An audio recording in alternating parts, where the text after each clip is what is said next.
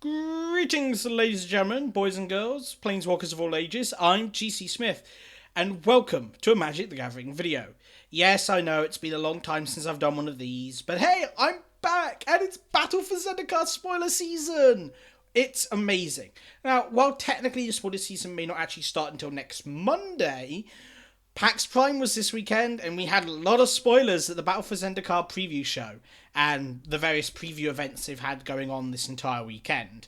Now, I wasn't there, unfortunately, but I was watching the stream, so let's go over some of the most exciting news that we had from the stream and various other things. So we have quite a few spoilers to take a look at. I may not touch on every single one of them. If I miss any, I will go over them in a later video. And there is also the 6 spoiler cards from Zendikar versus Eldrazi dual deck that I will need to go over at a later date. But PAX Prime, so exciting. Let's take a look. So the first card we can take a look at is, well, maybe one of the lesser exciting ones, but still quite a good card. Hero of Goma Fader. A 5 mana, 4 and a white, 4/3 human knight ally, in white, obviously, with Rally. So allies are back, that's what this card tells us, but it also tells us that we have the new ally mechanic. So, way back in original Zendikar, we had allies, and their flavour was, we're like an exploring party. Imagine Indiana Jones and his mates going looking for treasure. Well, the flavour's kind of changed now. No longer is it treasure hunters, it's armies trying to withstand the Eldrazi. And so all of Zendikar is allying to fight against the Eldrazi, which is amazing. And so they've kind of changed the mechanic around a little bit.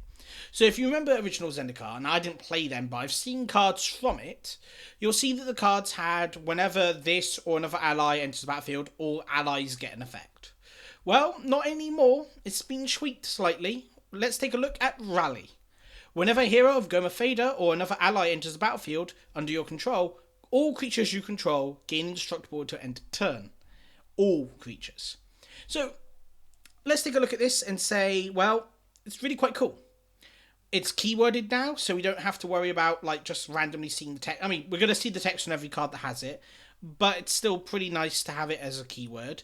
Secondly, it affects every creature you control and not just allies, which I think is really good because it doesn't force you to run just allies. Sure, if you want to trigger this often and repeatedly, you're going to want ally cards in your deck, but you don't need to have allies to get the full benefit of this. You can run these cards in, say, an Abzan deck, with Siege Rhino and Whisperword Elemental and all these other kind of cards you can run, and you won't need to worry about the fact that your creatures won't get this effect. Sure, you need an ally to trigger it. Once you've got allies to trigger it, and one every turn or so, you don't need to have only allies in your deck, which I think is really good and really flexible. Next up, we have the Guardian of Tazim. This was spoiled during the tournament hit there at PAX Prime. A 5 mana flyer Sphinx, 3 and 2 blue for 4/5 flying with landfall. Whenever a land enters the battlefield under your control, tap target creature an opponent controls. If that land is an island, that creature doesn't untap in your next untap step. So this is part of the cycle of really cool, and we're going to see the others soon, I hope, in spoilers, a cycle of rare landfall creatures that does something when the land enters the battlefield, and then does an upgraded version of that effect when that land is the colour, or is the type related to the colour of that creature. So forests for green, mountains for red, islands for blue, etc. You get the idea. And so this one is of a blue ability, and I think of a Sphinxy ability of tapping you down, and then if it's an island, you stay tapped. Really like this ability, actually. If any of you know me, and if you'd asked me before, I don't really like landfall as a mechanic. I was going to actually do a video on why I think it's a terrible mechanic, because it rewards you for doing something that you're already doing. Now, Guardian Tazim kind of has that feel as well with any land, but what I really like is it forces you to fetch a certain type of land to get the full effect, which is what I like about this. My main problem with the original landfall was you could just run any land and it was okay. This now, to get full benefit, you have to put consideration into what lands your deck has. Now, we're going to see later on that gets a lot easier now, with some really cool additions that I'm probably alluded to in the title. and you're probably going to go, get to them. But I will. But you'll see that you'll get to that. So again, this card I really like. Fairly solid body. Not necessarily constructed playable, though 5 mana 4/5. 5 mana 4/4s have seen play. So, and this is in blue, which doesn't normally get flyers. But really, at that mana cost, I'd say it's more of a control finisher or a control card. And I'm not sure if this landfall will go in constructed. In limited, yes, this is a bomb. You see this, it's a pack one pick. It is amazing to pick, and it would just be amazing. You get it out and then slam an island. And keep slamming islands. You just control your opponent's deck all day long. It's really good, really fun to see. Next up, we've got an uncommon. We've got the Hedron Archive. A 4 mana, all colourless artifact with tap and add 2 mana to your pool. 2 colourless mana. Or pay 2 and tap, sacrifice this, and draw 2 cards. I absolutely love this card. For an uncommon, it's really powerful. Not only will this be amazing, absolutely amazing in in the Battle for Zendikar draft format, when you're picking up Eldrazi and you want to be able to cast them all really quickly. 4 mana ramp ability, uncommon. You're going to see it fairly often in draft. Not every draft, and you won't always see it. But it's a decent pickup, maybe third or fourth pick, depending on the archetype you're going into. Maybe even first pick if you want to hate it out. It's a very good pick. I also see this seeing play in constructed. It is going to see play in control decks. I absolutely believe it will see play in control decks with the fact that it helps you ramp to cards like Ugin and any of the other finishers. The fact that you can play this into a Hangerback Walker as well is pretty good. And the fact that it draws you 2 cards when you no longer need mana, again, is also really good. So once you've hit the mana cap with basically playing your entire deck, you can then turn it into card advantage to play the cards. So it ramps you up and then draws you cards. I absolutely love this card. It's kind of, I think, between Mindstone and Dreamstone Hedron. But, I mean, it's just an amazing card. And one of the other things I really like about this is the flavor text. You have begun to understand the Hedron's true purpose, said Ugin. The Eldrazi can be imprisoned. Yes. But how did that work last time? Says Jace.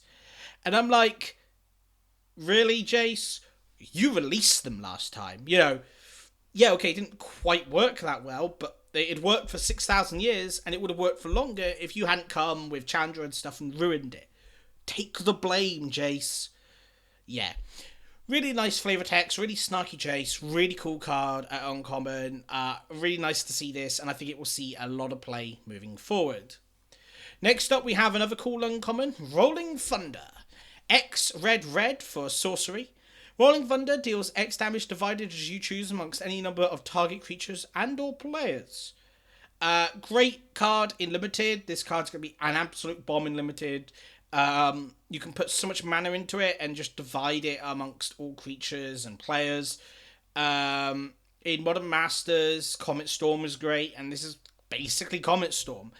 Okay, not quite, because Comet Storm does the same damage to each creature, which is good, but this is the kind of version you'd get at uncommon in standard nowadays. So I do think this card's going to see lots of play in limited, and maybe even some fringe constructed play. If aggro sees a lot of play, this could be an answer for control decks to ping a lot of stuff.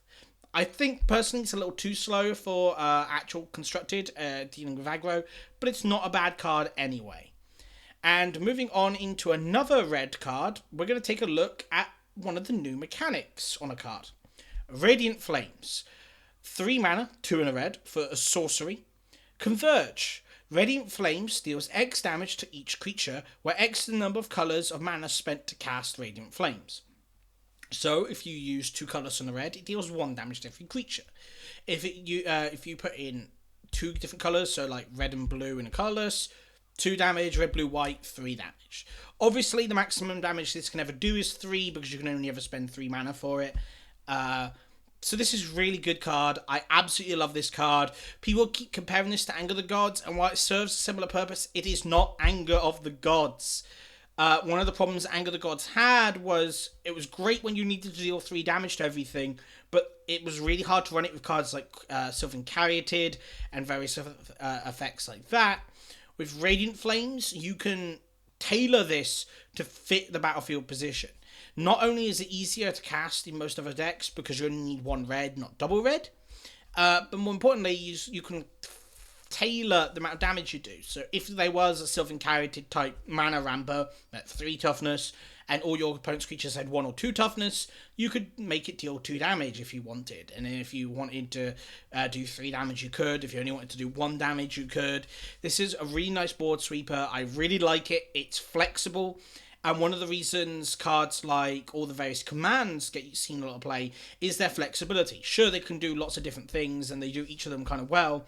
This just does one thing really well, and it does it so well with flexibility that it can be in lots of different decks. I think this card will be a staple in the standard format, but I could easily be wrong. The format has been in standard recently where Anger the Gods would be a staple and just never saw play. You know, Green-White Megamorph for Manifest. Anger the Gods will shut that entire deck down. Never saw play. Maybe a bit like this. Next up, we have Ruinous Path. All of you who are worried that Hero's Downfall was about to rotate, lament no more. Ruinous Path is 3 mana for black sorcery. 1 black. Destroy target creature or planeswalker with Awaken 4 with the alternate cost of 5 black. So 7 mana in total. So 3 mana sorcery, destroy target creature or planeswalker. Slight downsizing or downfall a little bit. But it does have Awaken, so you can pay the Awaken cost instead of the actual cost. So pay 7, and then you turn a land to a 0/0 creature, put 4 warm counters on it, and it gains haste. So flexibility, again, this card is slightly slower than Hero's Downfall. You can't just cast it instant speed and go, yay, look, we won! And kill the Planeswalker before your turn comes around and leave mana up all the time. Sorry, you can't do that. But what you can do is have access to a downfall removal spell, which can also give you a blocker or attacker when it gets to that late in the game. And I know personally I've been in board positions where I've had loads of mana, but a single downfall wasn't good enough. I needed the downfall and a creature, and now I can do both. So this card, Ruinous Path, I think will see lots of play, if only so it can kill Planeswalkers, because without Hero's Downfall, the only really reliable ways we'd have to get rid of Planeswalkers are Utter End and Salumgar's Command. So, yeah, we kind of needed some way to deal Planeswalkers to keep them in balance long enough. Next up, we've got another good removal spell. Well, I say good, it really depends on the deck you're playing in, but can be quite flexible and really good. 3 mana for Titan's Presence. 3 colorless mana. It's a fully colorless instant. As an additional cost to cast it, reveal a colorless creature card from your hand. Exile target creature with power less than the revealed card's power. Or less than or equal to, the revealed card's power. I think this is quite a cool card. And I wonder what deck will run it. Eldrazi.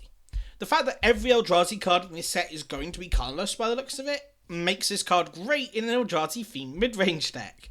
You're going to have lots of different creatures. You're going to be able to just remove any creature your opponent has, instant speed, exile it, no color, no color requirements. This card is super flexible, super good, and it will definitely see play in some playing constructed. I'm not saying it's going to be a 4 of. Unfortunately, you can only reveal colors cards, and it won't see play in every deck, but it's still really flexible. And do you know where this really fits in? Modern Tron decks. The decks that are running cards like Emrakul and Wormcoil Engine. All these really cool colors creatures that you can just reveal and exile their things. And it's at 3 mana, so you can just tap another tower to go boom. This card, I think, will see play in Modern Tron, but I could be wrong. I don't play much Modern. I've never really played Tron, so I could easily be wrong about that myself. Okay, so who wants to see something even more exciting than all of those spoilers? Okay, I will admit I've missed a couple of things out. There's a couple of other cards I've missed. But I'm going to probably cover one of them in a second. But I just really want to do something exciting right now. I'm a little bit bored about talking about the average rare or uncommon. Some of them are good, but let's get bigger. Gideon, ally of Zendikar. 2 white for Planeswalker Gideon. It starts at 4 loyalty. +1. Until end of turn, Gideon, ally of Zendikar, becomes a 5/5 human soldier ally creature with indestructible that is still a Planeswalker, and prevent all damage that would be done to it until end of turn. Okay, that's nice. I mean, it's a +1 that you can't really do the turn it enters the battlefield, so surely it has to have something better. Oh yes, it does. A 0. Put a 2/2 white knight ally creature into play. That's a nice token. 0 to get a 2/2 token. We've seen how good they are. Little sad that it doesn't have vigilance. You know, with cards like Xenagos's tokens having haste, I thought maybe the white one would have vigilance, but it is an ally, so maybe if there's some really good ally triggers in the deck, you're just triggering repeatedly, which can be good. And -4. Wait, -4, an ultimate it can do the turn it comes down? Yep, pretty cool. You get an emblem with creatures you control get +1/+1. Now, I see what most of you might be thinking, or some of the more learned players, you're going to be comparing this to the -2 of Sorin Lord of Innistrad, which I guess you can do, but isn't a fair comparison.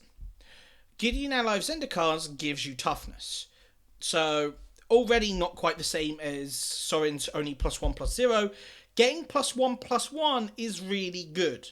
Your creatures will eventually survive your opponent's blockers, or be able to block and survive your opponent's attackers if you're able to do this multiple times a game. Now, you shouldn't need to, but if you're swinging with a 5/5 indestructible every turn and they're losing creatures, there's not necessarily much they can do about it. And, well, yeah, this card I think is just really good. I absolutely love it. You've got +1, which is impactful in a control deck once the board's clear. You've got a 0, which keeps him safe and keeps him and you safe. And you've got a -4, which helps if you've already got a lot of creatures on the battlefield. This Gideon is good at pretty much every stage of the game. He is going to see play. People are already comparing him to Elspeth Knight Errant, considered the best Elspeth ever been, and she sees modern play. This guy is going to be a standard powerhouse, and I already know I'm going to be pre-ordering them or getting hold of them for my blue-white control deck. So I said we're going to look at something big when I looked at Gideon. Let's go bigger! Yeah, let's go even bigger than Gideon. Omnath, the Locus of Rage. 3, red, green. So 7 mana in total for legendary creature elemental for 5/5. Okay, 7 mana for 5/5 legendary creature that's red and green. But what abilities does it have? Well, if you're looking at the card on the screen, if I've managed to put it up, you'll see that it is a landfall creature. Whenever a land enters the battlefield under your control, put a 5/5 elemental token onto the battlefield. Oh, and it's a red-green token.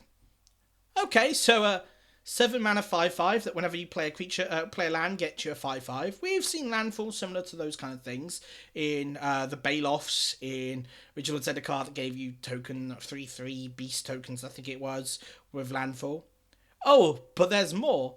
Whenever Omnath, Locus of Rage, or an elemental creature you control dies, deal 3 damage to Omnath deals 3 damage to target creature or player. Wait. So not only does it give you elementals, but it turns those elementals into bolts when they die. Oh, this card is so good. It is really good card. And it hates control so much. Control really doesn't want to deal with this card. Yes, it wants to exile it, because it doesn't want these creatures dying. You got 7/7 that just gives you it turns your land into creatures, which is great. And mechanically your power is just great. And then it just turns them into bolt. This card is really powerful. Yeah, I reckon this card will see standard play. In a deck with See the Unwritten, when you can get Omnath and other creatures to enter the battlefield at the same time. Yeah. I think this card will see standard play, and it's a total limited bomb. Great. So we just saw 7 mana 5/5. What's bigger than that, you ask? Well, Ulamog the Ceaseless Hunger. For 10 colourless mana, you get a 10/10 indestructible Eldrazi. But that's not all. When you cast this version of Ulamog, exile 2 permanents your opponent controls. Oh no, sorry, exile 2 target permanents. Not opponent's control, you exile any 2 permanents. Any 2 permanents on the battlefield. Pretty good as a cast trigger. I think slightly better than his destroy a single permanent than he had before. Oh, and there is a trifling matter of whenever he attacks, exile the top 20 cards of your opponent's deck. Or the defending player's deck. Because if you're playing multiplayer and Commander, where you've had to mortgage your Commander because you're an evil, evil guy, yeah, you're going to be digging through their deck faster than, well, most exile spells or mill spells can do. This guy is a powerhouse. A nightmare to deal with. Though he doesn't have the shuffle shuffle your graveyard when he's milled. So I guess you can mill him. I guess. I mean, I'm not sure what good that will do when you're dealing with the rest of the opponent's deck. But still, pretty good. Pretty good card. Absolutely like him. He is super powerful. Not sure I'll ever play him, but he might find a place in my blue-white control deck as a 10 mana removal spell that is impossible to deal with and bonkers. Okay, say impossible to deal with, Absolute Charm deals with him. Yeah. But if he's countered and removed, he's still exiled 2 permanents, which may not be worth 10 mana. Who knows? Pretty good, though. Really good. So, we are 21 minutes into the video, or thereabouts, and I've got nothing really exciting to show you left, do I? Wrong. Let's take a look at the cycle of 5 rare lands that are coming in Battle for Zendikar. Prairie Stream, Sunken Hollow, Smouldering Marsh, Cinderglade, and Canopy Vista are all lands with 2 land types. That's right, Prairie Stream is a land, Plains Island, Sunken Hollow is an island swamp, Smouldering Marsh is a swamp mountain, Cinderglade is a mountain forest, and Canopy Vista is a forest plains. That's right, ladies and gentlemen, you have fetchable dual lands inside of Standard with fetch lands. Now, they're not perfect duels, we're not going to get those because the reserve list prevents us even functional reprints. So let's take a look at the downside each of these lands has. Each of these lands has a battlefield tapped unless you control 2 or more basic lands. Actually, that's not really much of a downside, is it, in Standard? People run plenty of basic lands in Standard, and actually if you're running 2 or 3 colour decks, this is actually quite good. I would happily chuck away a few of my other lands I would otherwise run which don't exist in Standard because they're all rotating in order to run a few basics. Man. Mana pools, mana colours, mana fixing is just going to be so good for the next Standard season. Your colours are going to be so good. You're so going to be fixed. And also, I know a lot of people are saying against this, but I do think they're going to be modern and maybe even legacy playable. I know personally that Legacy, I've played a few games of it, and I have had times where I wish I just had basic land in the deck to fetch, because my opponent has Wasteland on the opposite side of the field, and I don't want to be hit by it, but I can't fetch, because he'll just Wasteland the land I fetch, and I've got no basics left in my deck, so what am I going to do? There's also the fact that most of the time I've only ever needed like 1 blue mana, so a single island would do me, a single plains would do me, a single forest would do me, or a single mountain, or whatever card, and then after that, single plains and island, or whatever, and then I can just fetch these whenever I need to. Pretty good. I'm not saying they're going to replace Aber Jewels, or Alpha Beta Unlimited Revised Jewels, but they're the closest we're going to get for a long time, I think, other than Shocks, and some people might just like these better. Maybe not as good as Shocks, who knows, we'll see. I have to see in Modern especially how good these cards are, but in the Standard they're going to be a powerhouse. With no dual lands really in the format for allied colours beyond these, I don't really consider fetch lands jewels when we don't have access to the Skylands. Fetch lands were kind of good when we had the Skylands, but their mana fixing isn't good enough when you can't have jewels to fetch with them. But we do now, so allied colours are pretty even with enemy, maybe slightly above enemies currently. But who knows what enemy we'll get in the next set, or even later, because I think there's still a few lands left to spoil. So let's take a look at that later when they come out. So I think, is that all the stuff I have for you? Nope. There is one more exciting announcement. The most exciting announcement I wanted to wait until the very end of the video for you guys. And that is Zendikar Expedition. Zendikar Expedition is kind of a set within a set. There are 25 cards in Battle for Zendikar which you can get in boosters but aren't actually part of the official set, and so don't come into standard unless the card already exists.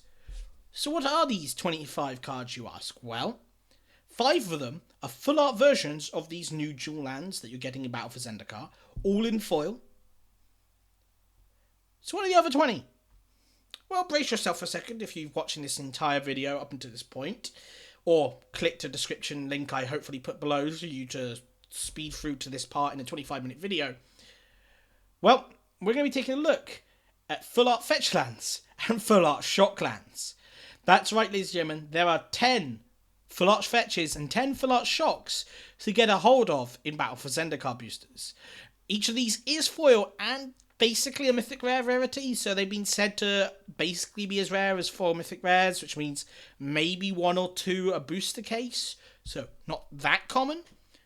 But there are 25 of them compared to 15 mythics in the set, so you might see them more often than foil mythics. Either way, these cards are going to be worth a heck of a lot. Unlike foil mythics, which people can't really be bothered for, these are foil lands. And the fetches and shocks are seen play in Modern and Legacy. Well, not the shocks necessarily in Legacy, but the fetches definitely. And the only alternatives to, blinging your deck are the Judges one. So, yeah. You might want to get a lot of money for these. Or you might want to save a lot of money if you want to get a whole load of these. I know I wish I could afford a full fetch land playset. And a full shock playset. And a full new dual play. Basically, I want 4 of each of these cards, so I have 100 full art lands. Plus all the new full art lands that are coming for Battle Zendikar, which most of you probably knew about those. So yes, that's this video. If I haven't done images for any of these, I'm going to post the link to the image spoilers on MTG Salvation in the description below, so you can go and look at all of the images while I talk about them. Basically, I'm still getting back into recording my laptop, and there's a few issues with my computer at the moment, and I need to fix that at some point. But hopefully I'll be able to get some images for you all edited into videos for the upcoming spoiler season next week. So, and maybe any spoilers that get released this week, or maybe the Zendikar versus Eldrazi dual deck spoilers, which I'll go back over at some point later on this week. So yes, thank you very much for watching, ladies and gentlemen. I hope you enjoyed this video. If you want to follow this video, any more of my videos, any of the videos from the spoilers of the upcoming spoiler season, please don't forget to subscribe to my channel, like and share this. I appreciate all your support. Thank you very much for watching, and I'll see you next time.